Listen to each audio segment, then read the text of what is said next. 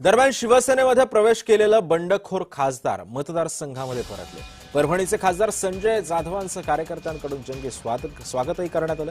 ठाकरेंवर कोणतीही टीका करू नये असा कार्यकर्त्यांना संदेशही बंडू जाधवांनी दिलाय। दरम्यान उद्धव ठाकरे आणि आदित्य ठाकरे यांच्याबाबत कोणतीही टीका अथवा प्रतिक्रिया देऊ नये असा स्पष्ट संदेश त्यांनी कार्यकर्त्यांना दिलाय। ठाकरे परिवाराबद्दल कटुता नसून त्यांच्याविषयी आदर कायम राहील असंही त्यांनी सांगितलं। ठाकरे परिवारासोबत कोणतीच कटुता नाहीये। शिवसेनेमध्ये प्रवेश केलेले बंडखोर खासदार मतदारसंघात सध्या परतले।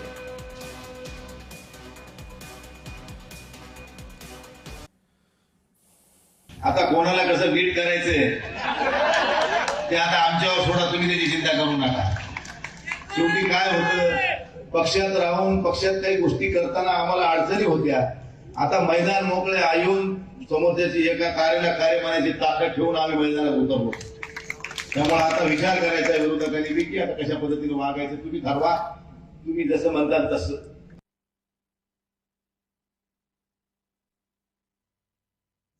आपण वैचारिक लढाईमध्ये जरी आपण वेगळ्या पक्षात असलो तरी आपण त्या परिवाराशी कटुता ठेवण्याची भूमिका आपली असली पाहिजे।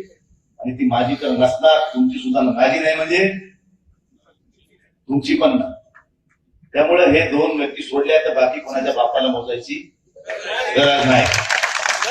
त्यामुळे त्याला कसं करून उरायचं कोणाला ते आम्ही आपण करून बघू शकतो।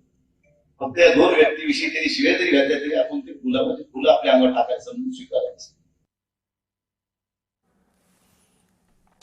शिवसेनेमध्ये प्रवेश केलेले बंडू जाधव यांचं काल त्यांच्या मतदारसंघामध्ये जोरदार स्वागतही करण्यात आलं।